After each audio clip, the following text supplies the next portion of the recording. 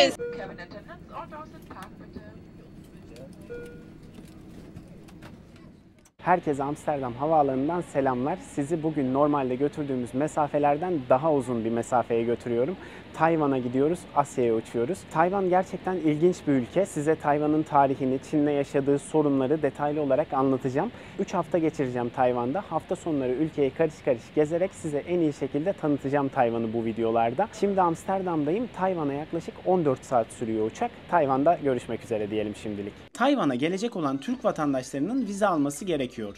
Fakat vize prosedürü birçok ülkeye göre çok daha kolay. İsterseniz internetten başvuru yaparak ülkeye gelmeden önce elektronik vizenizi birkaç saat içinde alabilir ya da ülkeye vardığınızda Taoyuan Uluslararası Havaalanı'nda vizenizi ülkeye girerken de alabilirsiniz. Eğer vizenizi Tayvan'a varınca havaalanından alacaksanız vize için gerekli olan dokümanları resmi sitelerden kontrol etmeyi unutmayın.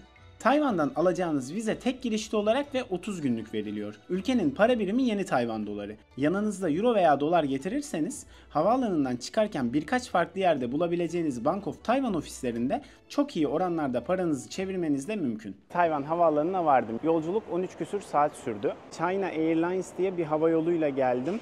Güzeldi genel olarak ama yemekleri maalesef tam olarak bana hitap etmiyordu. Çok da yemek verdiler aslında. 3-4 kere 2 tanesi ana öğün, 2 tanesi atıştırmalık olmak üzere yemek ikram ettiler. Ama bir şekilde yemekler tam olarak bana açıkçası hitap etmedi. Şimdi kalacağım şehre gidiyorum. Hsinchu diye bir şehirde kalacağım. Oraya da hızlı trenle gideceğim.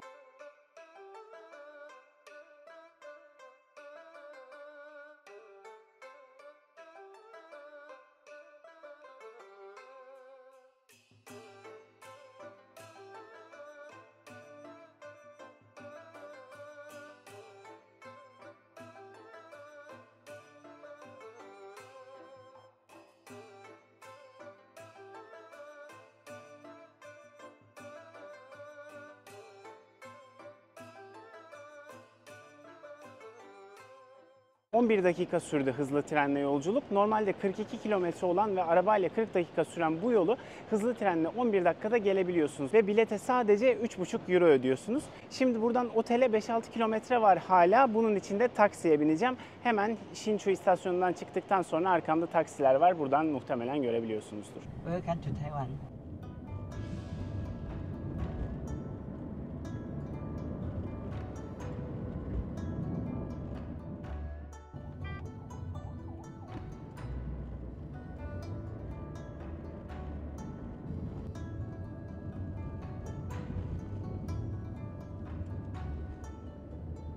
Evet, sonunda Tayvan'daki otelime vardım. Taksiyle buraya gelmek 20 küsür dakika sürdü. Yaklaşık 10 euro ödedim taksiye. Yani şehir içinde 20 küsür dakikalık ve 9 küsür kilometrelik bir yolculuğun bedeli Tayvan'da 10 euroydu. Şu an biraz uyuyup dinlenmem lazım ama önümüzdeki günlerde görüşeceğiz. Çünkü Tayvan'ı size çok güzel, çok detaylı hazırladım.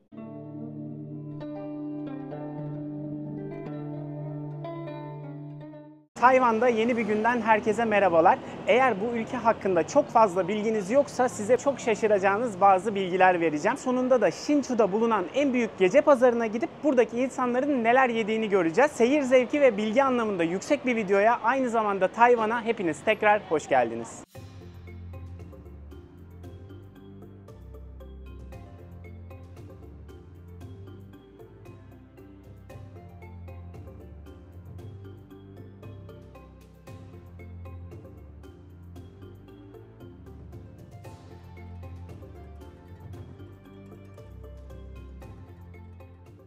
Tayvan bugün Çin'in güneydoğusunda bulunan bir ada ülkesi. Bu adanın yüz ölçümü 36.000 kilometre kare. Yani Türkiye ile karşılaştırdığınızda bu adanın büyüklüğü Türkiye'nin sadece 22'de biri. Hollanda çok küçük bir ülke biliyorsunuz. Tayvan ondan 5.000 kilometre kare daha küçük bir ülke. Ama 24 milyon civarı da insan yaşıyor bu ülkede. Yani nüfus yoğunluğu çok yüksek. Ülke ülke diye anlatıyorum ama aslında burası bir ülke mi yoksa sadece iç işlerinde bağımsız Çin'e bağlı bir ada mı? Burası biraz karışık. Bunu size biraz daha net anlatabilmem için de birazcık Çin'in tarihinden bahsetmem gerekiyor. 1912 yılında Çin'de 2000 küsur yıldan daha fazla hüküm sürmüş olan Çin İmparatorluğu yıkıldığında iktidarı Milliyetçi Parti tek başına eline alıyor. Milliyetçi Parti iktidarı eline alınca ülkenin ismini Çin Cumhuriyeti olarak da değiştiriyor. 1920'lerde ise Milliyetçi Parti'ye alternatif bir komünist parti kuruluyor. Komünist Parti kurulduktan sonra Milliyetçi Parti ile arasında yaşanan anlaşmazlıklar, bazı suikastlar ülkeyi iç savaşa götürüyor. Milliyetçiler tabii ki de iktidarda olan bir güç olarak ilk başlarda daha güçlüyken sonradan komünistler gittikçe daha da güçlenerek milliyetçilerin elinden topraklar almaya başlıyorlar. Tam bunlar yaşanırken iç savaşın ortasında Japonya Çin'i işgal ediyor. Ve milliyetçiler ve komünistler kaçınılmaz olarak birbirleriyle birleşiyorlar ve Japonya'ya karşı ülkeyi savunuyorlar. Ülkeyi savunurlarken komünistler halkı daha iyi örgütledikleri için halkın gözünde kendilerini daha iyi bir konuma getiriyorlar. Japonların Çin'i işgali 1945 yılına kadar devam ediyor. 1945 yılında artık atom bombası atıldığında Japonya'ya ve Japonların savaşı kaybettiği kesinleştiğinde Japonlar artık Çin'de işgal ettikleri topraklardan da geri çekilmek zorunda kalıyorlar. Çin'de 1930'larda işgal ettikleri toprakların yanı sıra 1895'te Çin'den aldıkları Tayvan adasını da 1945 yılında Çin'e geri bırakıyorlar. 1945 yılında 2. Dünya Savaşı bitiyor ama Çin iç savaşı kaldığı yerden devam ediyor. Komünistler gittikçe daha da güçleniyor ve milliyetçilere artık ülkeden kaçmaktan başka bir çare kalmıyor. 1949 yılında komünistler Çin'in iktidarını ele geçirdiklerinde Çin Cumhuriyeti'nin ismini Çin Halk Cumhuriyeti olarak değiştiriyor. Fakat Tayvan adasına kaçan milliyetçiler çok cüretkar bir şey yapıp 1912'de kurdukları Çin Cumhuriyeti'nin Tayvan'da devam ettiğini ve Çin Cumhuriyeti'nin başkentinin Taipei olarak değiştirildiğini dünyaya duyuruyor ve Çin'in tek temsilcisi olduğunu iddia ediyor. Çok ilginç ki o ana karadaki kocaman Çin'i hiç kimse 1970'lerin başına kadar tanımıyor ve herkes Tayvan'da konumlanmış olan Çin Cumhuriyeti'ni Çin olarak kabul ediyor.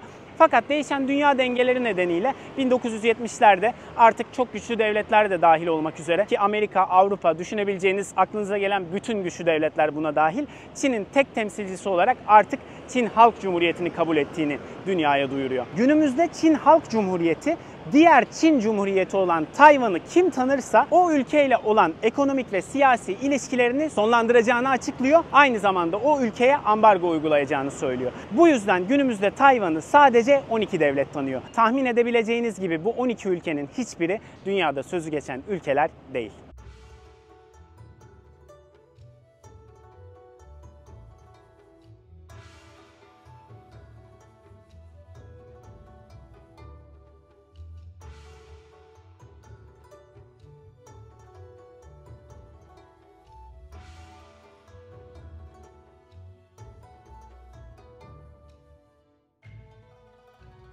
Peki sorun bu kadar netken ve Çin Halk Cumhuriyeti de günümüzde çok büyük bir devletken Tayvan'ın neden hala kendisine bağlamıyor? Çok uzun zamandır devam eden bir sorundan bahsediyoruz çünkü. Aslında Çin Halk Cumhuriyeti Tayvan'ın kendileri için milli bir mesele olduğunu ve eninde sonunda Tayvan'ın barışçıl yollarla ya da gerekirse kanla Çin'in bir parçası olacağını açıkça ifade ediyor. Bunun yanında aslında bu ada ülkesi stratejik olarak da çok önemli bir konumda yer alıyor. Çin'den eğer Tayvan'a doğru bakarsanız Tayvan'ın bir tarafında Filipinlerin, diğer tarafında da Japonya'nın bulunduğunu görüyorsunuz. Yani Tayvan'ın da artık Çin'in kontrolünde olmayan tam bağımsız bir devlet olduğunu düşünürseniz Çin'in denize açılması zorlaşıyor. Yani bir nevi deniz yolları kapanmış gibi oluyor. Kısacası Tayvan Çin için önemli. Ama tabii dünyada bu kadar güçlü bir devletin karşısında olmak isteyen, ona karşı elinde koz tutmak isteyen de farklı güçlü devletler var. Bunun başında da tabii ki Amerika Birleşik Devletleri geliyor. Amerika Birleşik Devletleri Avrupa ile birlikte Tayvan'ı desteklediğini ifade ediyor. Hatta Joe Biden'a Çin eğer Tayvan'ı işgal ederse Amerika müdahale eder mi diye sorulduğunda Joe Biden direkt evet cevabını veriyor. Aynı zamanda dünya ekonomisi için de çok önemli bir ülke. Eğer bilmiyorsanız şimdi öğreneceksiniz. Dünyada üretilen çiplerin %90 civarını Tayvan üretiyor. Tayvan'da bulunan TSMC isimli firma, açılımı Taiwan Semiconductor Manufacturing Company, yani Tayvan Yarı İletkenler Üretim Fabrikası dünyanın ihtiyacı olan çiplerin %90'ını dünyaya sağlıyor.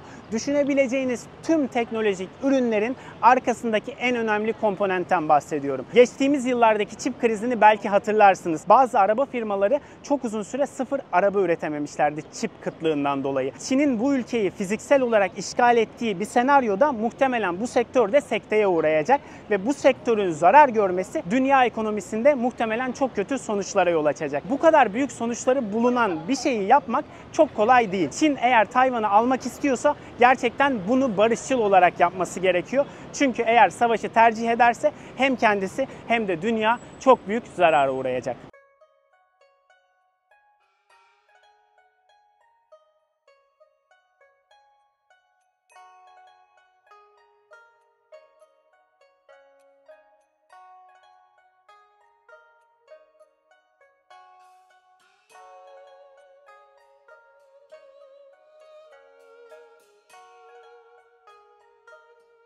Çin ve Tayvan birbirinden 1949 yılında ayrıldığında aslında iki tarafta tek adam tarafından yönetiliyor ve baskıcı bir rejim var. Ama 1990'lara gelindiğinde Tayvan'da artık demokrasi ortaya çıkmaya başlıyor ve partiler seçimle iktidara geliyor. Bugün Çin'de hala tek bir parti var. O da Komünist Parti. Yani Komünist Parti ne derse Çin'de o yapılıyor. Tayvanlıların birçoğunun aslında Çin'le birleşmek istememe sebepleri tam olarak bu. Çünkü kendilerini daha bağımsız görüyorlar ve eğer birleşirlerse bağımsızlıklarının kısıtlanacağını düşünüyorlar.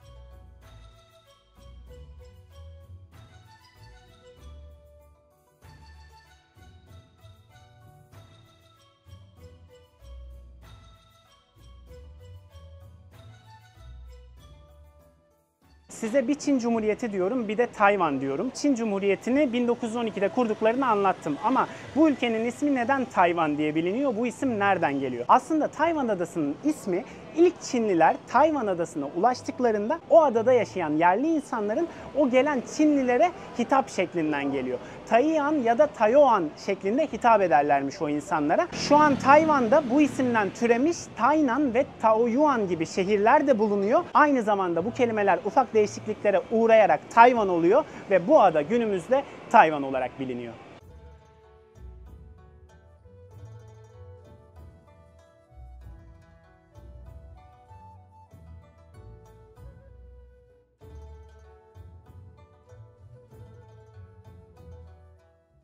Hemen sağımda bulunan Şinsu şehrindeki en büyük tapınağın içinde kurulu gece pazarını gezdireceğim size. Burada insanlar neler yiyor, neler satılıyor onları göstereceğim. Şimdi tapınağın içine girip yemek tezgahlarına bakalım neler varmış. Acayip susadım.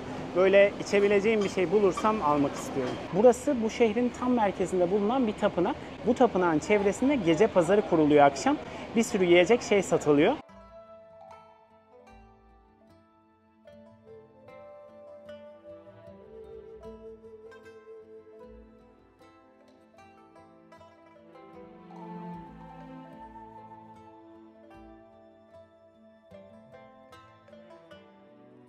Bu adam sağ olsun bana bayağı anlattı. Bu da Tanrı'ya verdikleri paraymış. Mango. Mango Taiwan food is very famous. Mango. Mango. One for you, one for you. This is also for God, right? Yes, yes. We need a fruit or grain and money from God. And this is for God and for you. And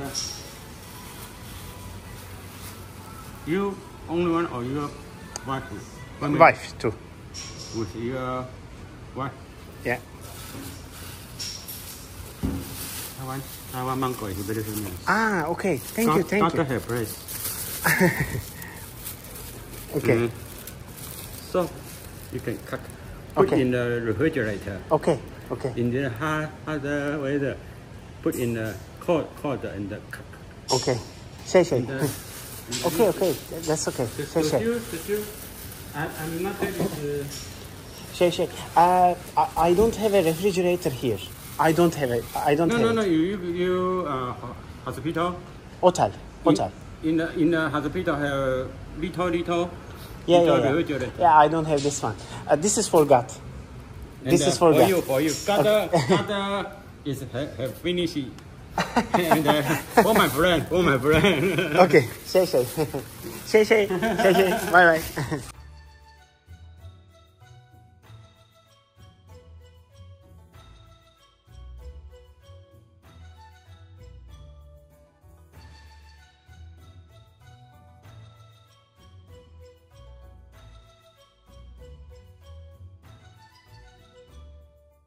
Bakın bu içinde domuz olan bir şeymiş. Tatlı mı dedim, değil dedi.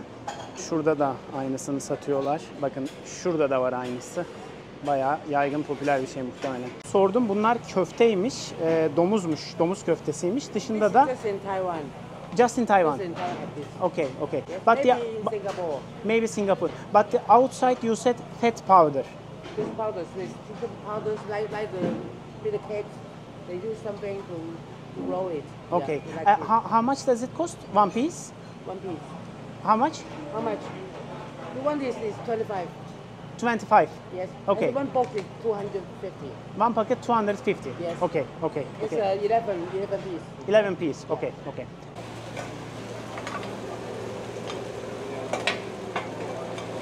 Bu biraz yenilebilir gibi geliyor gözüme. Soralım bakalım neymiş. Do you speak English a little bit? No, okay. Ülkede İngilizce konuşabilmek bir problem çünkü yani Çince ana dilleri ve sonuçta alfabeleri de farklı. Biz aynı alfabeyi kullandığımız halde İngilizce öğrenemezken onlar bir de alfabe öğrenecek de onun üstüne İngilizce öğrenecek. Kimse konuşmuyor. Yani adama soruyorum, diyorum ki İngilizce konuşuyor musunuz? Yemeği soracağım ne olduğunu. Adam böyle yapıyor. Bitti. Muhabbet orada kesiliyor. Bakın şu adamın pişirdiği istiridyeli omletmiş. Gerçekten çok güzel gözüküyor. Zaten bakın şuradaki bütün insanlar da onu bekliyor. Bugün değil ama belki ilerleyen günlerde ondan tadabilirim ya da Taipei'de ondan tadarım. Şu an en iştah açıcı burada o gözüküyor. Burada şimdi 2 tane Tayvanlı arkadaş denk geldi. Selam verdiler kameraya. Onlara soralım en sevdiği yemek neymiş burada. What's your favorite food here? Maybe let's start with you. Oh, You start. he first. Okay. Oh, okay. I like the Kung Hou Fan. What is it? Kung Hou Fan is pork. Pork. Pork rice. Ah, pork rice. Yeah. It's meatball? Yeah. No meatball. Ah, okay. It's just pork and go to the. I don't know. What's your favorite one? I think maybe it's the soup. Soup. Fish Yes. soup? How do you say 贡丸汤? The meatball soup. Oh, meatball soup. Yes. Okay, okay. What's your name, guys? I'm Cindy. Cindy. Yes. Nice to meet you, Cindy. And you? And Jackie. Jackie. Yeah. Nice to meet you, Jackie. Thank you so much, guys. Yeah. Bu onun favori yemeğiymiş, domuz dediği. Sadece domuz eti. En çok bunu seviyormuş. Kızın da favorisi very buymuş. popular here. Okay. And you said this is pork inside. Yes, I think it's meatball. A meatball. Yes, Okay. meatball. Bu da işte domuz köfteli bir çorbaymış. Kız da en çok bunu beğeniyormuş. Burada çoğunlukta size o gösterdiğim domuz köftesi satılıyor. O yağ unlu diye anlattığı kadının. O bayağı popüler anladığım kadarıyla. Bir de noodle satılıyor. Noodle da bayağı popüler. Çoğu yerde gördüm. Balık çorbası gördüm birkaç yerde. Ama çocuğun sevdiği tamamen ham böyle suyun içinde pişirilmiş bir domuz etiydi mesela. Kızın sevdiği de domuzlu bir böyle yine üstü kapalı. O bahsettiğim köfteye benziyor tipi biraz ya da mantıya benziyor diyeyim. Onun böyle çorba şeklinde yapılmış olanı. İkisi onları seviyorlarmış. Onlarla da konuştuk. Güzel bir renk katmış oldular videoya.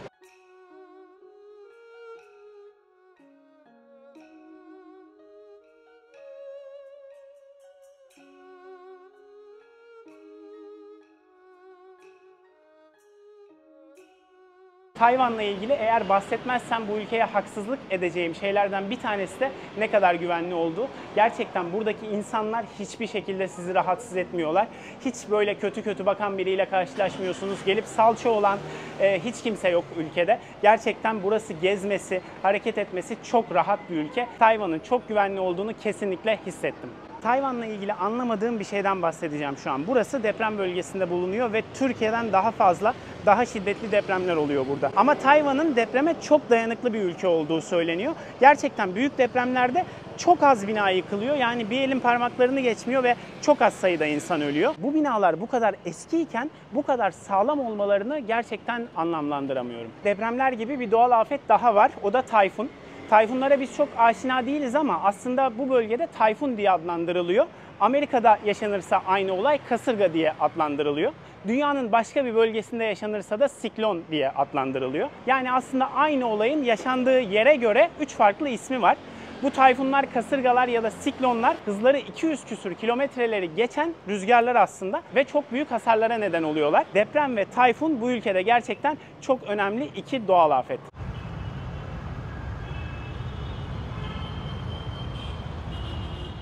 Tayvan'ın başkenti Taipei'ye hepiniz hoş geldiniz. Bu başkentte 2,5 milyon civarı insan yaşıyor ve ülkenin başkenti olan Taipei aynı zamanda ülkenin en gelişmiş ve en canlı şehri. Bu güzel Asya başkentini gelin yakından tanıyalım. Taipei'nin, hatta Tayvan'ın en büyük eğlence merkezlerinden biri olan Ximen bölgesindeyim şimdi. Bu bölge Japonlar adayı 1895 yılında aldıktan sonra 1920'lerde buraya sinema, tiyatro açmasıyla yavaş yavaş canlanmaya başlıyor. Sonradan da 1949 yılında Çinli komünistlerin Tayvan'a gelmesiyle birlikte başka burada açılan dükkanlarla gittikçe daha da canlanıyor. Buraya erken dönemlerde alışveriş merkezleri vesaire de açılıyor. Günümüzde de Tayvan'ın, Taipei'nin en kalabalık bölgesi burası. Yeme içme isterseniz burada. Tüm insanlar burada. Alışveriş burada. Gelin şimdi biz de burada sokakları gezelim ve bir şeyler yiyelim.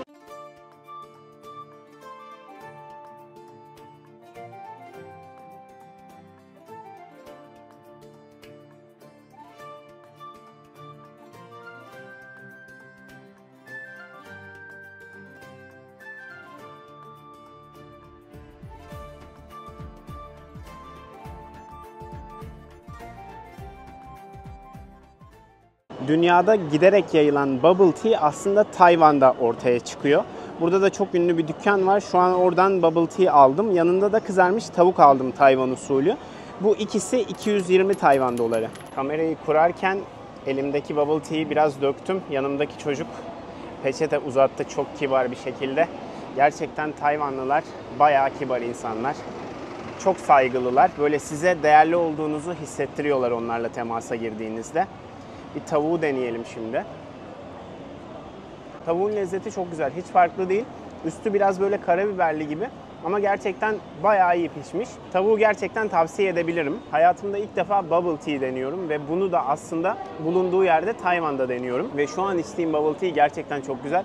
Ağzınıza böyle jelibon parçaları geliyor. Zaten o bubble tea'nin ismi de o içindeki o yumuşak parçalardan geliyor. Lezzeti daha çok milkshake'i andırıyor. Tatlı, bayağı güzel bir içecek. Çok fazla jelibon var içinde. Bubble tea de kesinlikle tam puan aldı. Tayvan'a, özellikle Taipei'ye gelirseniz benim aldığım dükkandan özellikle bubble tea ve tavuğu deneyin. Tayvan'da bulunan şehirlerin isimleri belli bir mantığa göre verilmiş. Tayvan ismini biraz değiştirerek şehirlerin bulunduğu konumlara göre de şehir isimlerini yaratmışlar. Tai kelimesini tutmuşlar, sonuna da ekler eklemişler. Mesela Taipei, kuzeydeki Tayvan demek. Taynan, güneydeki Tayvan demek. Taitung, doğudaki Tayvan demek. Bu ülkede bunun gibi daha birçok örnek var. Hepsini saymayacağım ama şehir isimleri çok mantıklı bir şekilde belirlenmiş. Taipei büyük bir şehir. Her zaman yürüyerek ulaşamıyorsunuz gitmek istediğiniz yerlere. Toplu taşıma da kullanmanız gerekiyor. Ama merak etmeyin, toplu taşıma gayet düzenli, düzgün işliyor bu ülkede. Birden fazla metro hattı var bir kere ve metro ile gidemediğiniz yerlere de otobüse kolayca ulaşabiliyorsunuz. Easy Card denilen bir kart var. Metro gişelerinde bulabilirsiniz bu kartı. Eğer bu kartı alırsanız ve içine para yüklerseniz otobüs için ayrı, metro için ayrı bir bilet almanıza gerek kalmıyor. Aynı bizim Türkiye'de, İstanbul'da, İzmir'de, Ankara'da kullandığımız kartlar gibi burada da tek bir kart var ve bütün toplu taşımalara o kartla biniyorsunuz. Toplu taşıma aynı zamanda çok ucuz. Ben şimdi Ximen istasyonundan mavi metro hattını kullanarak sizi Sun Yat-sen anıt mezarına götüreceğim ve bunun için sadece 25 yeni Tayvan doları ödeyeceğiz. 25 yeni Tayvan doları 1 Euro'dan bile daha düşük bir rakama denk geliyor. Şimdi gelin Sun Yat-sen anıt mezarına gidelim. Size o anıt mezarın orada Sun Yat-sen'in kim olduğundan bahsedeceğim.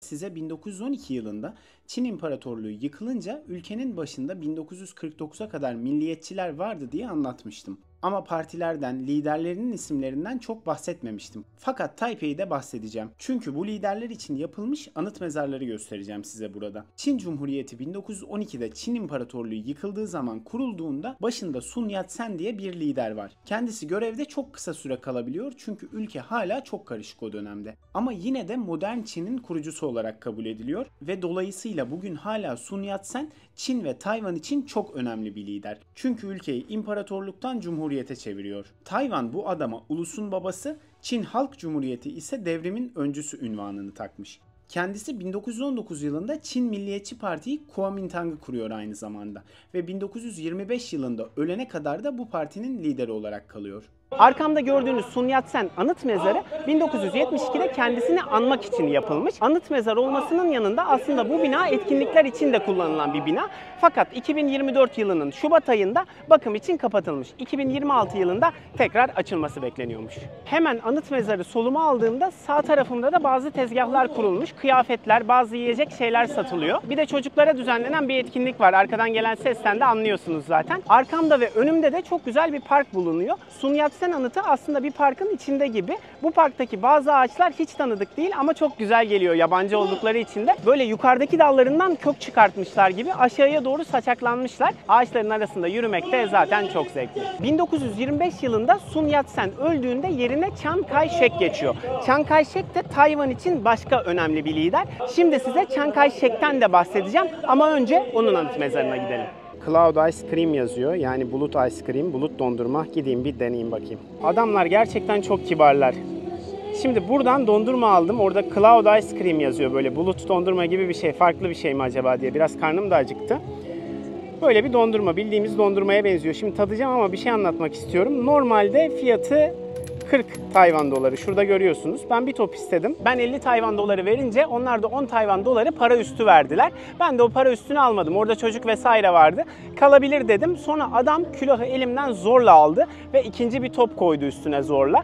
Çok dedim, yiyemem dedim. Hayır hayır dedi. Bayağı ısrar etti. Hatta az önce bu videoyu çekmeye çalışırken de arkamdan gelip peçete tutuşturdu elime.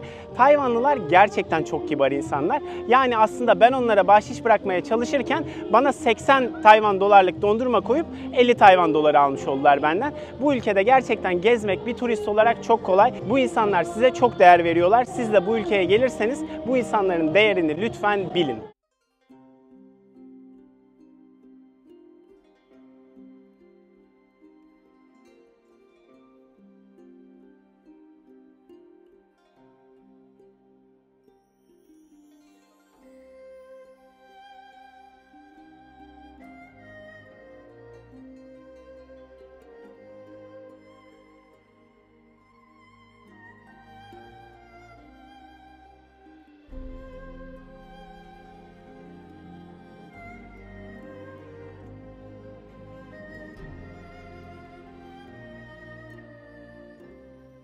Şimdi de Chiang Kai-shek anıt mezarına geldik. Chiang Kai-shek, Çin Cumhuriyeti'ni 1949'a kadar yöneten kişi. Çin Cumhuriyeti'nin lideri. 1949'da Çinli milliyetçiler komünistlere yenildiği zaman Çin'deki milliyetçileri Tayvan'a getiren lider aynı zamanda. 1975 yılına kadar yani ölene kadar da Tayvan'ı yönetmeye devam ediyor. Arkamdaki anıt Chiang Kai-shek'i anmak adına ölümünün 5. yıl dönümünde 1980 yılında yapılmış buraya. 89 basamak tırmanarak çıkıyorsunuz çünkü Chiang Kai-shek 89 yaşında ölmüş. Kendisinin 22 tonluk bronz heykeli sizi bekliyor yukarıya ulaştığınızda. Askerler de her saat başı burada bir nevi gösteri olarak nöbet değişimi de yapıyorlar. Chiang Kai-shek'in heykeli Çin anakarasına bakacak şekilde konumlandırılmış. Çünkü Chiang Kai-shek bir gün Çin'e döneceğini umut etmiş her zaman. Ama bu Çinli milliyetçiler için bugün bile mümkün olamadı. Anıt mezarın önünde çok büyük bir meydan var. Bu meydana baktığınız zaman anıt mezardan sağ ve sol tarafta Milli Tiyatro ve Milli Konser Salonu'nu görebilirsiniz. İki bina neredeyse birbirinin kopyası ama mimarileri çok güzel. Aynı zamanda bu anıt mezarın bulunduğu alanın sağı ve solu da park. İsterseniz o parklarda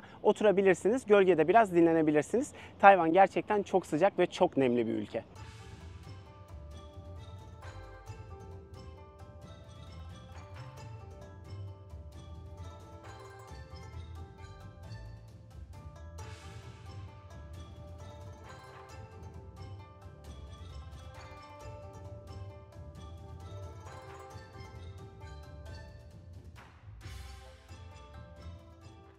Tayvan'daki en yaygın dinler Budizm ve Taoizm. Ülke nüfusunun %65'i civarının bu dinlere inandığı düşünülüyor. Arkamdaki Lungshan Tapınağı da hem Budistlerin hem de Taoistlerin gelip ibadet ettiği bir tapınak. 1738 yılında Çin İmparatorluğu döneminde yapılmış, günümüze kadar birçok hasara uğramış. Hatta 2. Dünya Savaşı'nda da Japonlar bu tapınağın içinde bir şeyler saklıyor diye düşünülerek bombalanmış. İçeride her farklı amaç için başka bir tanrı var. İnsanlar para için, sağlık için, aşk için, hatta sınavda iyi not alabilmek için farklı tanrılara dua ediyorlar. Şimdi size eğer bu tapınakta tanrılara soru sorarsanız onların size nasıl cevap verdiğini anlatacağım. Burada yarım ay bloklar var. Burada da dezenfektan var. İlk başta ellerinizi dezenfekte edebilirsiniz. Gördüğüm kadarıyla Tayvan'da çok yaygın dezenfektanlar her yerde. Özellikle insanların çoğunlukla bulunduğu yerlerde. Geliyorsunuz, burada diz çöküyorsunuz ve bu blokları yere atıyorsunuz soru sorduktan sonra. Mesela diyelim ki işte cevabı evet ya da hayır olacak bir soru sorduk. Blokları yere attıktan sonra eğer blokların biri şu an geldiği gibi ters, biri düz gelirse bu evet demek oluyor. Yani Tanrı'dan evet cevabını alıyorsunuz. Eğer ikisi de yere düz bir şekilde gelirse bu hayır demek ve Tanrılar sorduğunuz soruya sinirlendi demek oluyor. Bir tanesi eğer böyle dik gelirse bu sorduğunuz soru net değil, bir daha sormanız gerekiyor anlamına geliyor. İkisi de oval tarafına denk gelirse bu tanrıları güldürüyor demek. Yani cevabı tabii ki de hayır, böyle bir soruyu nasıl sorarsın demek. Blokları yere 3 kere atıyorsunuz. 2 ya da 3 kere aynı şekilde gelirse cevabınızı pekiştirmiş oluyorsunuz. Bunlar da Tanrı'ya sundukları ikramlar. Her yer meyve kokuyor şu an burada. Başka yerlerde para da koyduklarını görmüştüm. Burada daha çok yiyecek var. Tapınaktaki bu ofis, buraya bağışların yapıldığı ofismiş. İçeride insanlar var, bazı kağıtlar dolduruyorlar, para bağışlıyorlar buraya.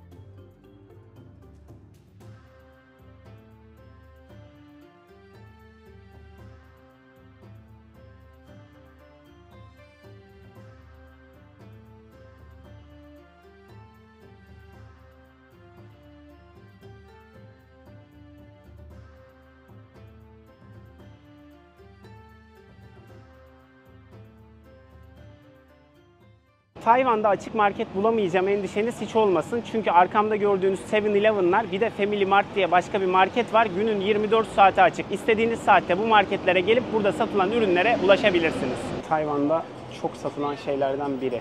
Çay gibi bir şeyin içinde bu yumurtaları pişiriyorlar. Kokusu çok kötü. Hiç sevmiyorum. Şu şekle geliyor sonra yumurta. Yani kararıyor o beyaz kısmı. Bunu alıp böyle yiyorlar. Her 7-Eleven'da gördüm bunu.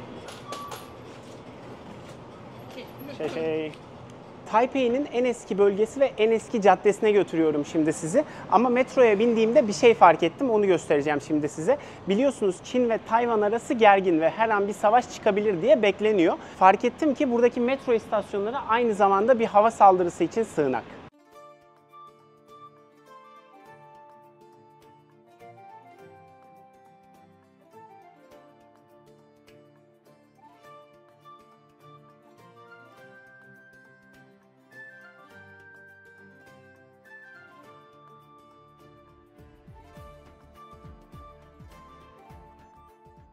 Dadaocheng bölgesi Taipei'nin en eski bölgesi. Aynı zamanda burada bulunan Dihua Caddesi de bu bölgenin en eski ve en ünlü caddesi. Taipei'de gezecek yerleri araştırdığınız zaman biraz arka planda kalıyor gibi olabilir. Ama buraya gelince burayı beğeneceğinize eminim. Dar sayılabilecek bir sokakta birçok sıralı dükkan var. Burada yiyecek bir şey de bulabilirsiniz. Taipei'de gölge bir yer bulabilmek çok önemli. Çünkü güneş çok yakıyor insanı. Gördüğünüz gibi sağ tarafımdaki binalar da öğleden sonra olduğu zaman buradaki güneşi engelliyor ve bu caddede gölgede daha serin bir şekilde dolaşabiliyorsunuz. Eğer vaktiniz olursa ben bu bölgeyi, bu caddeyi görmenizi tavsiye ederim. En azından gelip oturup bir şeyler yiyip içip insanları seyredebilirsiniz. Zevkli olacağına eminim. Bakın bunlar kurutulmuş mantar.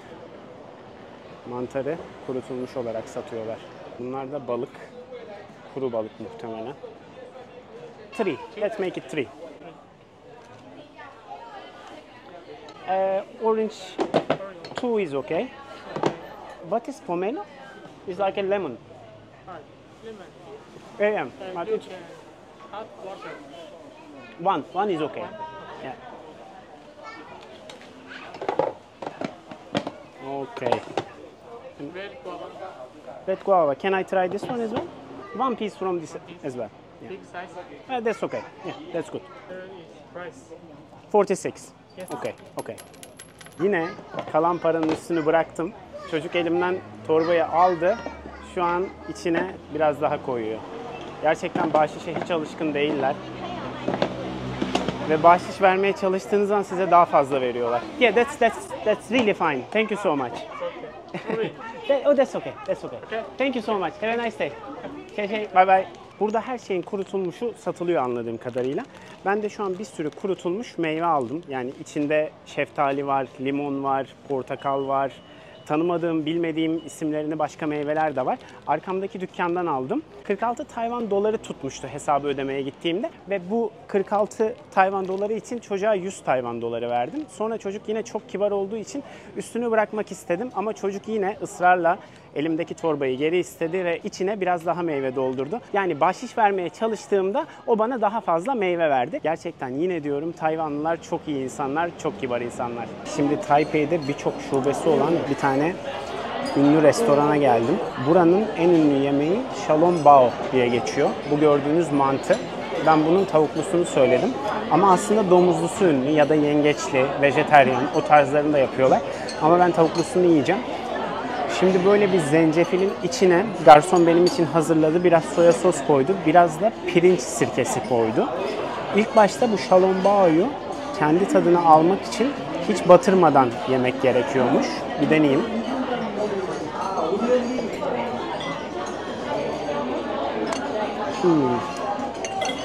Çok sıcak. Şöyle deneyeyim.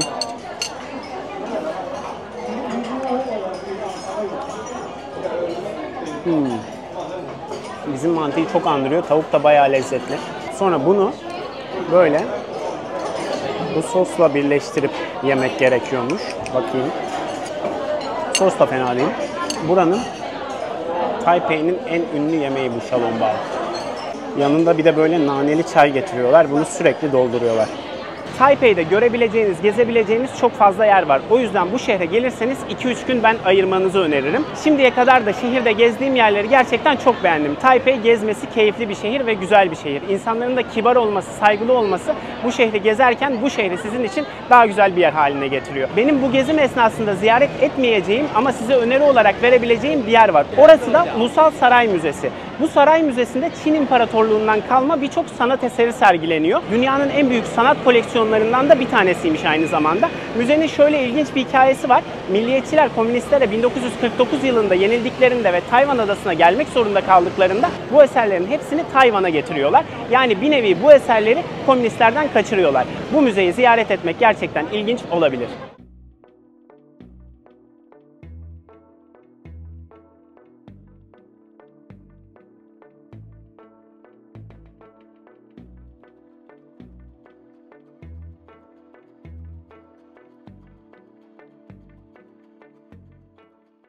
Arkamda sadece çok küçük bir kısmını gördüğünüz yapı Taipei 101 binası.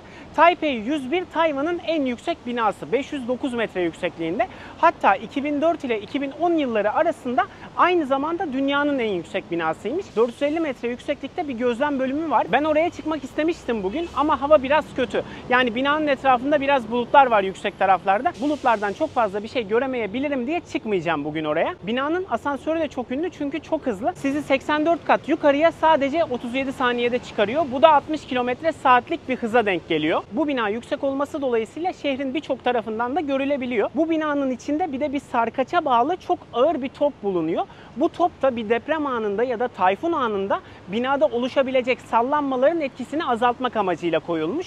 Yani bina sağ tarafa doğru sallandığı zaman top eylemsizlikle sol tarafa hareket edip ağırlığıyla birlikte binanın aslında dengesini koruyor. Eğer gözlem katına çıkarsanız bu topu da yakından görebiliyorsunuz. Ben şimdi hem Taipei 101'i hem de Taipei şehrini biraz yukarıdan izleyebileceğimiz Fil Dağı diye bilinen bir manzara noktasına çıkacağım. Onun öncesinde ufak bir bölgeye gideceğim ve size o bölgeden bahsedeceğim. Taipei 101'den değil ama Fil Dağı'ndan Taipei şehrini yukarıdan seyredeceğiz.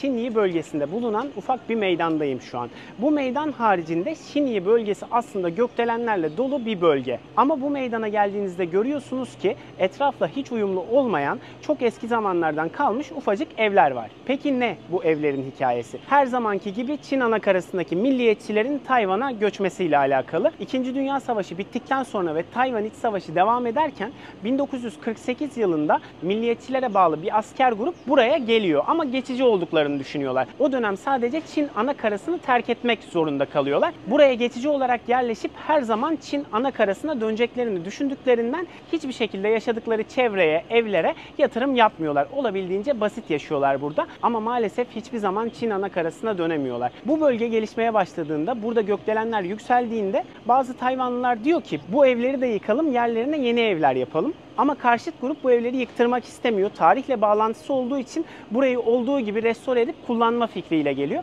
Ve sonunda da onu yapıyorlar. Buradaki bütün evleri açıyorlar. Kimi şu an kafe, kimi içeride bazı şeylerin satıldığı dükkanlar ve en önemlisi de meydan bir etkinlik merkezi. Şu anda görüyorsunuz bir sürü tezgah kurulu meydanda da. Böyle tarihi olan evleri, bölgeleri yıkmamak, korumak ne kadar güzel bir şey değil mi? Çünkü eğer burası yıkılmış olsaydı ve burada şu an herhangi başka bir gökdelen bulunsaydı yanından geçtiğim onlarca gökdelen gibi size anlatacak hiçbir hikayem olmayacaktı.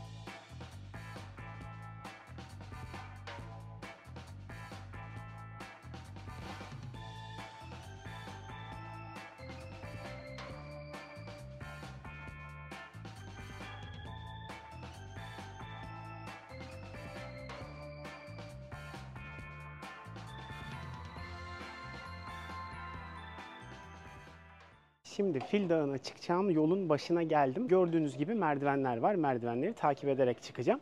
Toplamda 180 metre yüksekliğe çıkıyormuşsunuz deniz seviyesinden. Burası bir orman olduğundan ana patikadan dışarı çıkmamanızı tavsiye ediyorlar. Çünkü zehirli yılanlar da varmış. Eğer gece gelmek isterseniz gece de ana yolu takip ettiğiniz sürece oldukça güvenli bir yer olduğunu söylüyorlar. Zaten ışıklandırılıyormuş. Gelin hep birlikte bu merdivenlerden Fil Dağı'nın gözlem noktasına gidelim. Yol 2 dakika sonra farklı yollara ayrılıyor ve 90 dakikalık bile yürüme rotası var. İsterseniz ben şimdi havai fişek izleme noktasına gitmeye karar verdim. Oraya 14 dakika gösteriyordu. Bakın sadece 5-10 dakika merdiven çıktım. Üstüm ne hale geldi. Tayvan gerçekten çok sıcak, çok nemli. Ona hazır olarak gelin. Kışın bile burada hava 20 derecelerin altına inmiyor. Çıkarken fotoğraf noktası diye başka bir tabela gördüm. Toplamda 10 dakika falan yürüyüp buraya vardım. Arkamdaki platformu görüyorsunuz. Fotoğraf noktası diye bahsedilen yer burası ve size çok güzel bir Tayvan manzarası sunuyor.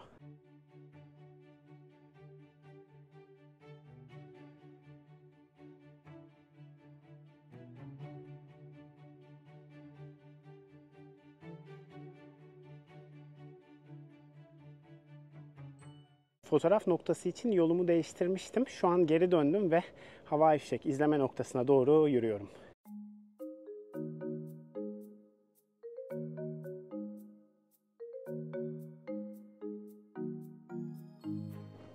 Şu an hayatımda gördüğüm en büyük salyangozu gördüm.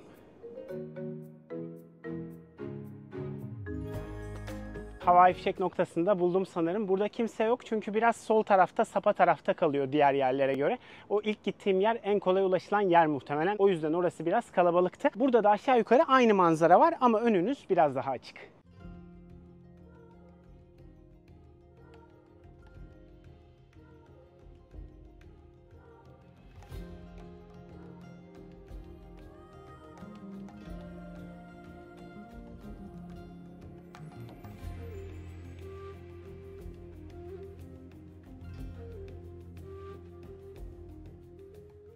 Bu dağın isminin Fil Dağı olmasının sebebi bu dağa yukarıdan baktığınızda ya da arkamdaki Taipei 101 binasının gözlem noktasına çıkarsanız oradan bu dağı izlediğinizde dağın filin hortumunu andıran bir görüntüsü var. O görüntü nedeniyle bu dağın ismini Fil Dağı koymuşlar. Şimdi hava kararmadan dağdan yavaş yavaş iniyorum ve sizi Taipei'nin ünlü gece pazarlarına götürüyorum. Fil Dağı'nın oradan Taipei'nin merkezine gidiyorum. Baktım en kolay ulaşım otobüstü. Ben de otobüse bindim. Toplu taşıma gerçekten çok ucuz Tayvan'da. 22 durak yaklaşık 1 saatlik yolculuk için 15 Tayvan doları ödüyorsunuz. 15 Tayvan doları da yarım eurodan daha ucuz bir rakama denk geliyor.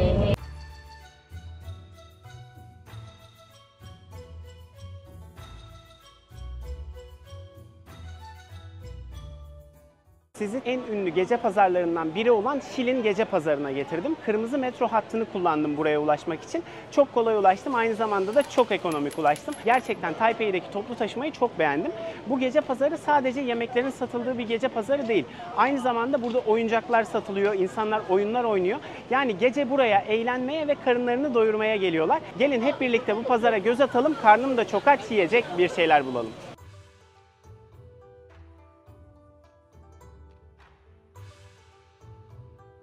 Burada pankek satılıyor. Çikolatalı ve şeftalili pankek söyledim.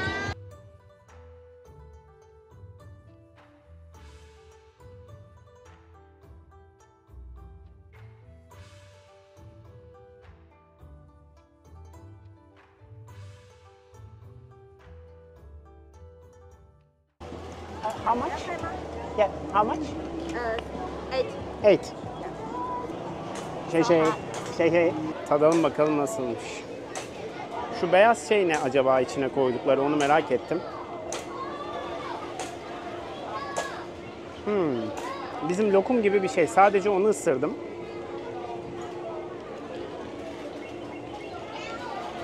Güzel. Çikolatalı tarafı güzel. Şeftalili tarafı da güzel. O beyaz şeyde gerçekten lokum tadı var. Bu pankek 2 euro.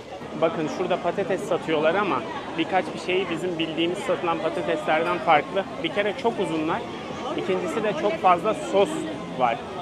Yani wasabili, işte ballı, hardallı, ne bileyim deniz yosunlu, bir sürü sosla upuzun patatesler satıyorlar. Ne kadarmış? 120, herhalde peynirle 130. Yani yaklaşık 4 euro. Burada karpuz suyu var. Biraz karnımı doyurayım, gelip bundan içeceğim. 1 euro. Buradaki sosisler hiç bana göre değil. Ama diyor ki yapışkan pirinçli Tayvan sosisleri. Birçok kişi de sırada. Belki çok güzel bir şeydir. Bakalım nasıl yapıp verecek. Şu önde pişirdiği daha beyaz olanlar, onlar sanırım pirinç. Sticky rice dediği o. Arkadaki daha kırmızı olanlar sosis. O öndeki sticky rice'ların içine yarıp bu sosisleri koyuyor. Sosisin içine de sebze ve bir şey karışımı koyuyor. Yani öndeki beyaz yapışık pirinçlerin içine sosis koyuyor ve dürüm gibi servis ediyor. Bu da böyle lavaş gibi bir şeyin üstüne solda gördüğünüzü rende haline getirip koyuyor. İçine de dondurma koyuyor. Sarıp veriyor. Ice cream roll diye geçiyor. 60 yeni Tayvan dolarıymış. O da yani 1,5 euro falan gibi bir şey yapıyor. Tatlıdan gidiyoruz ama vallahi diğerlerini çok canım çekmiyor.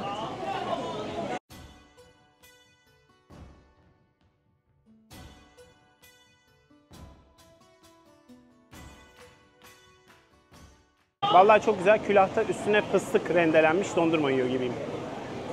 Şimdi böyle küp biftek satan bir yere geldim. Yesem bunu yerim. O yüzden bunu alacağım. Ufağı 200 Tayvan doları. Yani 6 euro civarı. Onları bile kesiyor, çok iyi.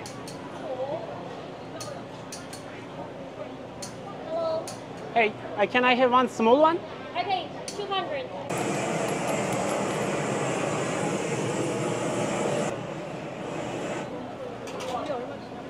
It's a very hot. Şey. Dükkanın karşısında deneyelim bakalım etleri.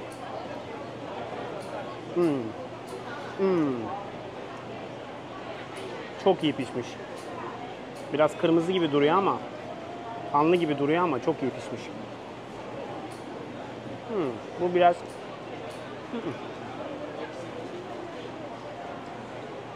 İyi. Gerçekten çok iyi. Şu an bunu aldığım için çok mutluyum çünkü başka yiyecek bir şey bulabilir miydim? Gerçekten bilmiyorum.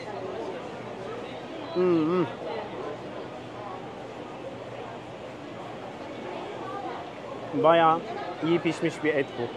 Bakın, Şilin Gece Pazarı'na gelirseniz bu Angus Beef yazan tezgahı aklınızda tutun. Bir de karabiber koydurdum üstüne. Gerçekten çok lezzetli oldu.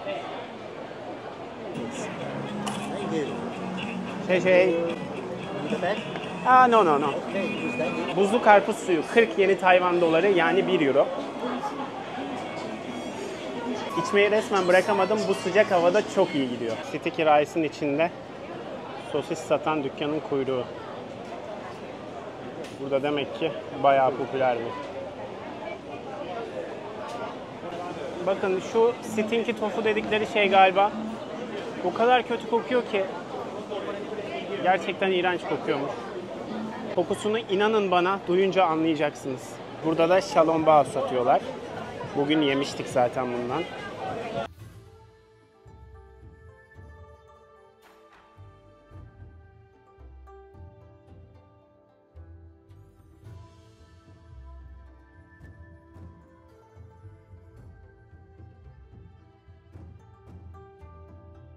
Bu mantarı yemek isterdim ama bakın şu sıra şöyle devam ediyor.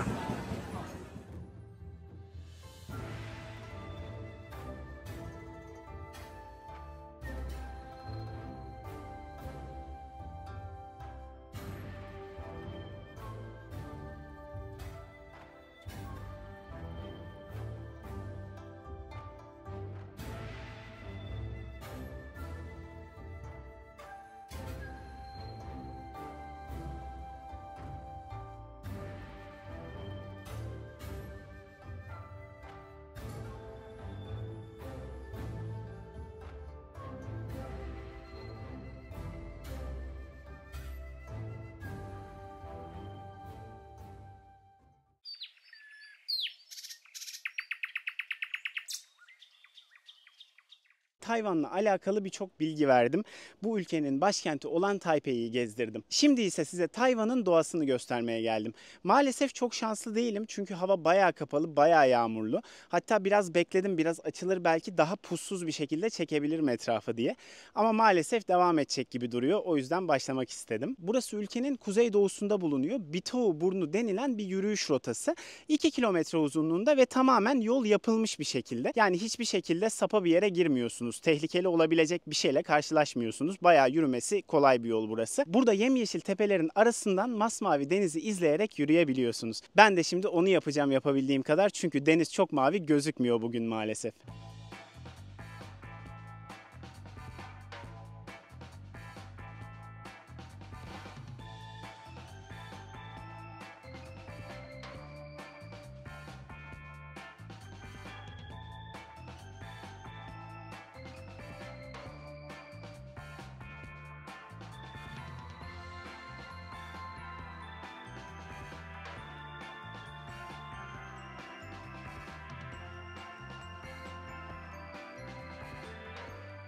İlk merdivenleri çıktıktan sonra arkamı dönünce arkamdaki yapıları gördüm. Onları ilk başta tapınak zannettim ama orası bir mezarlıkmış.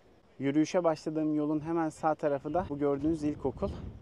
Manzarası direkt denize karşı. Size Tayvan'da depremlerin çok yaygın bir doğal afet olduğundan bahsetmiştim. Özellikle adanın doğusunda depremler daha da yaygın. Büyük depremler adanın hep doğu tarafında oluyor. Şu an ben her ne kadar kuzeydoğuda olsam da o depremlerin yaşandığı bir bölge olan Yilan bölgesine yakın bir yerdeyim. Bu depremlerin yaşandığı bölgelerde bulunan milli parklar, yürüyüş rotalarında aynı zamanda toprak kaymaları da sıkça yaşanabiliyormuş bu ülkede. Şu an yürüdüğüm Bitou Burnu çok tehlikeli diye bir bilgiyle karşılaşmadım. Ama burada da yamaçlarda buralar tehlikeli, buralardan uzak durun uyarıları bulunuyor. Depremlerle birlikte toprak kaymalarının da bu ülkede yaşandığından bahsetmek istedim.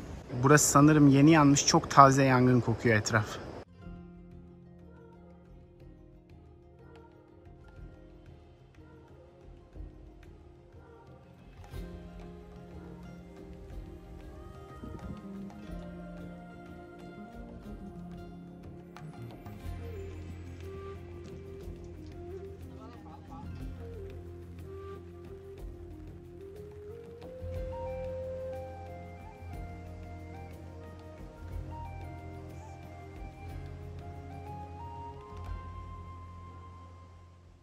Burası gerçekten çok güzel bir yer. Havanın çok daha iyi olmasını gerçekten çok isterdim. Çünkü şu an sol tarafımda sıra dağlar var ve birçoğu şu an sisten gözükmüyor. Ama eğer sis olmasaydı bence efsane bir manzara olacaktı şu an sol tarafımda. Şurada bile dağ var şu an. Yani şu dağlardan sonra dağlar böyle devam ediyor. Ta bakın şuralarda dağlar var ama tabii kameraya çıkaramıyorum onları. Tam şu an karşıda gördüğünüz bina askeri bir binaymış önceden ama bugün kafe olarak kullanılıyor. Orada isterseniz kahve içebilirsiniz, bir şeyler atıştırabilirsiniz. Bakın manzarayı çekmek için durdum. Kafamı yukarı kaldırdım. Şurada elim kadar örümcek gördüm.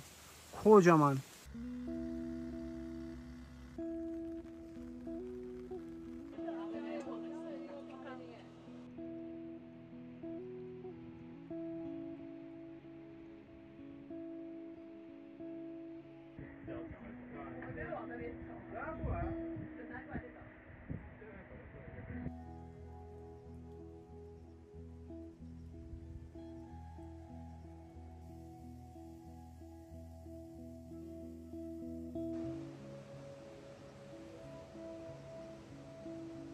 Şu anda arkamda sağ tarafta Güney Kore ve Japonya bulunuyor. Tabii ki göremiyoruz. Hava güzel olsa da göremeyecektik. Ben sadece böyle denizden başka bir karaya bakmayı seviyorum. Önümde de Tayvan var. Biraz daha ileride de Çin var. Sağımdaki denize de Güney Çin Denizi deniyor. Şu an burada yağmur yeni durdu bir dakika önce ama sırılsıklamım. Üstümdeki her şey baştan aşağı ıslandı. Çok terlediğim için ter göstermeyen bir şeyler giymek istedim bugün. Ama bu sefer de ne kadar ıslandığımı gösteremiyorum. Şu an buradan yavaş yavaş gidiyorum. Sizi başka 2 tane ufak küçük şehre götüreceğim. O şehirde bulunan eski caddeleri gezeceğiz beraber. O eski caddelerde bulunan dükkanlarda da bir şeyler deneriz muhtemelen. Şimdi buradan ilk küçük şehir olan Şifen'e gidiyorum. Şifen'de görüşmek üzere. Otobüs beklerken üstümdeki siyah tişörtü çıkarttım. Sadece bu yağmurluğu giydim üstüme. Çünkü gerçekten tişört yamyaş oldu artık. Şu an altımdaki şort da, ayakkabılarımda, çoraplarımda ıpıslak. Toplu taşımada da klima açık sonuna kadar. Ama yine de çok soğuk hissetmiyorum, üşümüyorum. Ülke genel olarak sıcak çünkü. Yağmur yağsa bile o sıcağı hala hissediyorsunuz. Yağmur durduğu an üstüm zaten bence kurur.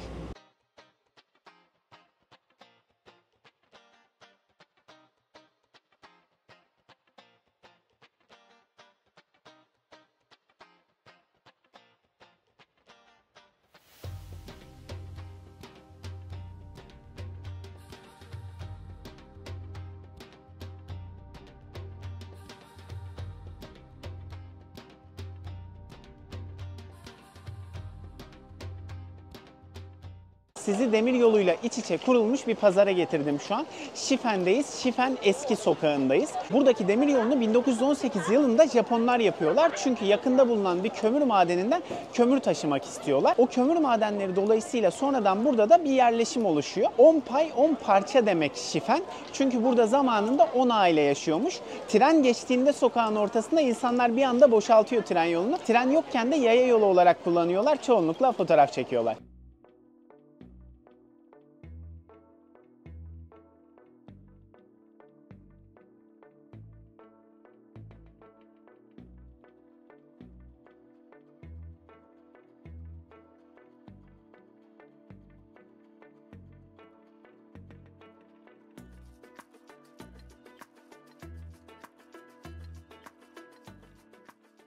Buradaki en popüler aktivite havaya bırakılan dilek balonları. Okuduğuma göre 1800'lü yıllarda eşkıyalar, haydutlar sarıyor Şifen'i ve burada yaşayan lokal insanlar birbirleriyle haberleşmek için bu tarz balonlar havaya gönderiyorlar.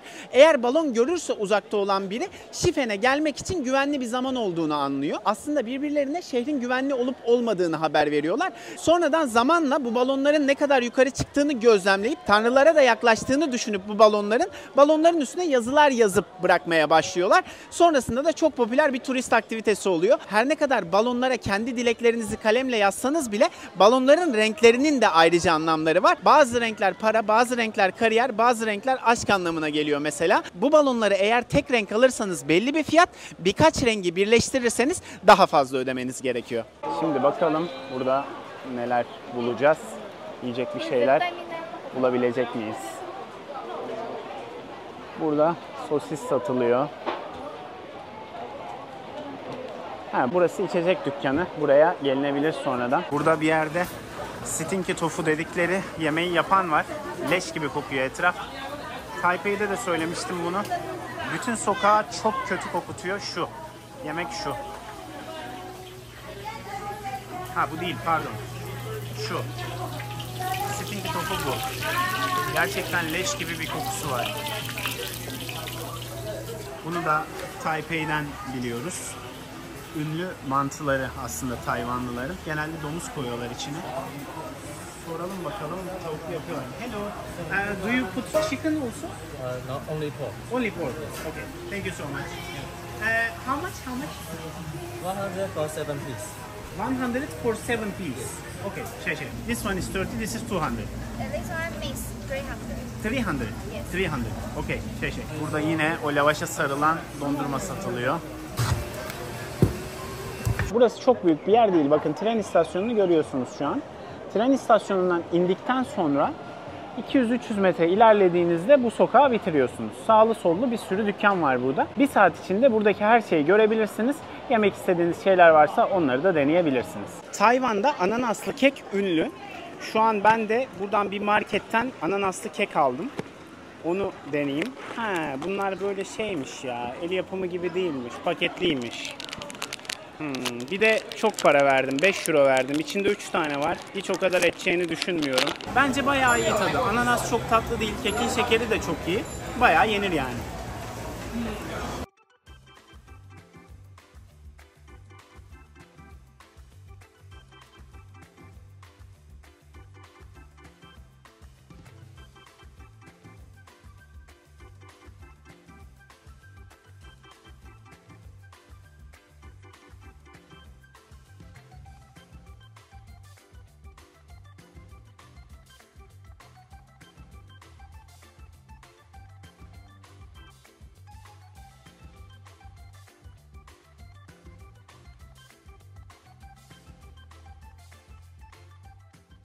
Şimdi sizi Şifen'den başka bir eski sokağa Cufen'e götürüyorum.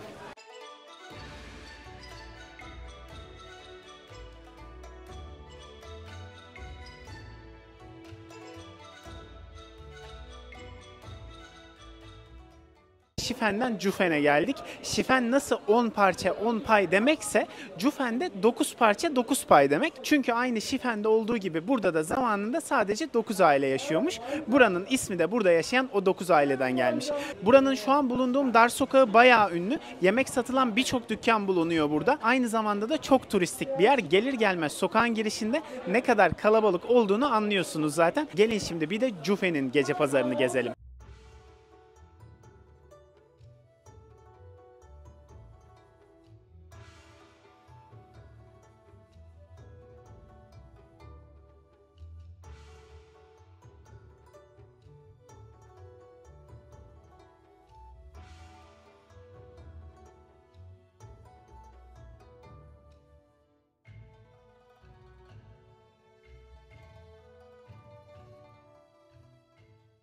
Sorry, this is oolong tea. Oolong tea, but Okay. it's very hot. It's very no, hot. it's very Okay. good. So this is very famous in Yes, it's a famous tea is from Alishan, Ali Mountain, Taiwan Alishan. famous. Okay, Yes. but it is not famous in Jufen.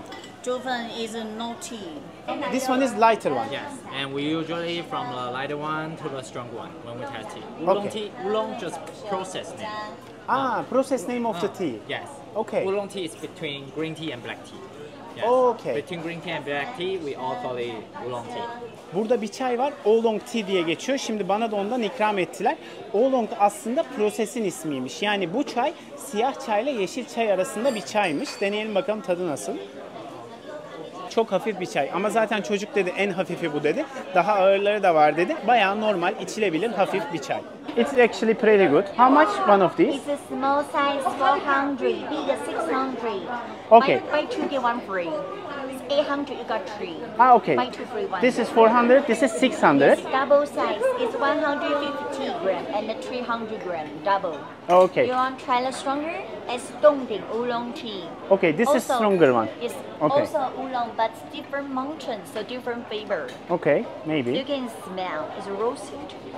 Roasted oolong tea. Dongding. This one is also very Yes, delicious. roasted Yes. oolong tea. I think compared to this one is more delicious. Yes, they are same price. If you like it, maybe you can come back. I Maybe you understand. can mix. They are Okay, same price. okay, I Buy two understand. free one. Okay, I will think about it. Thank you so Okay, much. thank Bye bye. you. Taipei'de şöyle mantarlar kızartan bir yer görmüştüm tam ayrılırken Şilin Gece Pazarı'ndan. Eğer bu mantarları yapan bir yer bulursam alacağım. Burası yapıyor mu tam emin değilim. Burası kızartıyor gibi. Sadece bir mantar tezgahı bulamazsam buraya geri geleceğim onu. Şurada tavuk ayağı gördüm. Şunlar tavuk ayağına benziyor. Burada biraz kötü görünümlü yiyecekler var. Burada da bubble tea yapıyorlar. Burası benim Taipei'de aldığım bubble tea'ci. Şu ünlü bubble tea'ci. Shin Fu Tang. Bayağı güzeldi bu arada. Hello. Sorry, what is this one? Dessert. Dessert. I eat something and then I'll come back. Thank you. Bye bye. Şöyle bir sokağa geldim. Burada insanlar fotoğraf çekiliyordu. Burada Cüfen'den güzel bir deniz manzarası var sağ tarafta. Sol tarafta da Cüfen'in güzel bir manzarası var. Burası deniz manzarası. Hemen sol tarafında da Cüfen manzarası var. Ben en iyisi gideyim, o mantarı alayım. Yanında belki başka kızartmalık bir şeyler de yiyeyim.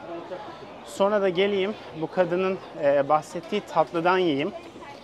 Ondan sonra da en son gidip bir bubble tea içeyim. Böylece karnımı doyurmuş olurum diye düşünüyorum. Bakalım o kadını bulmaya çalışalım şimdi tekrar. Yes, fish and mushroom mix, half and half. 200, okay. Very little, very little. Are these mushrooms? Mushrooms, okay. And fish? Fish here. Okay. Şey. Tadalım bakalım nasılmış.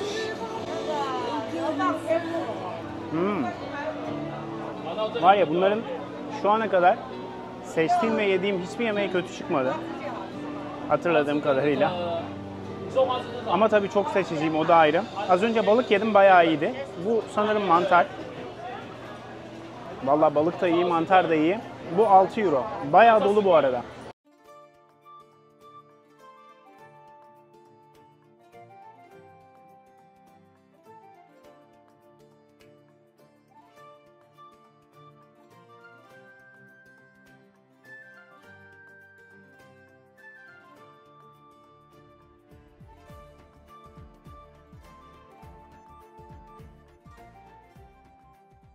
Hello, can I have one please? One.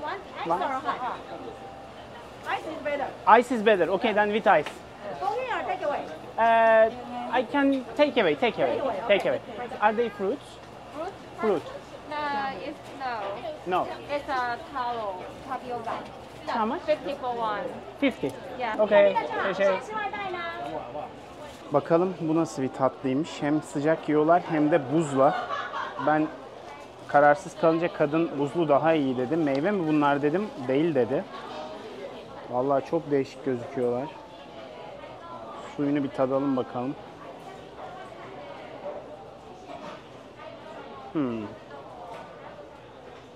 Suyu çok güzel değil. Şu şekilde olan parçacıklardan tadacağım. Bu muzu andırıyor ama meyve yok dediler içinde.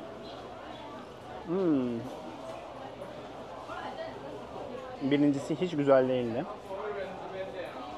Tatsız tuzsuz bir şey. İkincisi şu kırmızıyı deniyorum.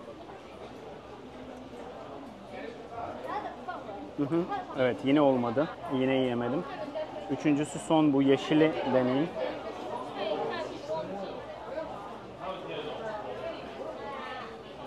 Hepsinin tadı birbiriyle aynı. Tadı yok daha doğrusu hiçbirinin. Suyu çok kötü değil. Soğuk şimdi de iyi geliyor ama devamını yemeyeceğim. Denemenize gerek yok. Gerçekten suyu fena değil. İçsem içerim. Ama canım içmek istemiyor. Gidip şimdi şey alacağım, bubble tea alacağım. İçindekileri de yemeye gerçekten gerek yok. Çünkü hiçbirinin tadı yok. Yani genel olarak bunu önermiyorum. Çok beğenmedim. Burası Şifen'den kesinlikle çok daha büyük bir gece pazarı. Ara sokaklara ayrılıyor. O girdiğiniz ara sokaklarda da bir sürü çeşitli dükkanlar var. Tabii bir Şilin kadar büyük değil. Orada çok fazla yemek çeşidi vardı. Ama yine de burası güzel, iyi bir gece pazarı. Can I have signature brown sugar boba milk please? Cold. Yes.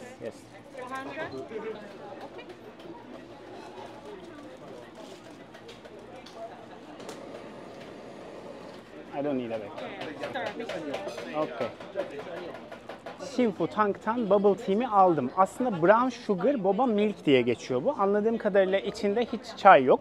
Sütle yapıyorlar. Buzlu, soğuk, tatlı, güzel, bayağı iyi gidiyor. İçindeki bobaları ya da bubble'ları yemek az önce yemeye çalıştığım tatlı kadar zor değil. Çünkü orada çok büyüklerdi. Bunlar küçük küçük hemen böyle gidiyorlar. Çok çiğnemenize bile gerek kalmıyor. Gerçekten güzel. Bunu önerebilirim. 1 numaralı içecekleri burada. Signature diye geçiyor zaten.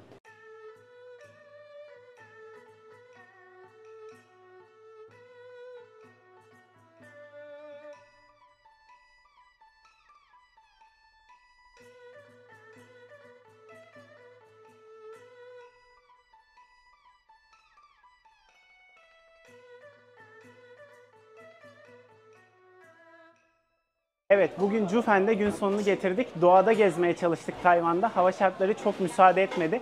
Onun haricinde 2 ufak şehrin tatlı sokaklarında dolaştık. Buraya kadar izlediğiniz için çok teşekkür ederim. Bir sonraki videoda görüşmek üzere diyelim. Kendinize iyi bakın. Hoşça kalın.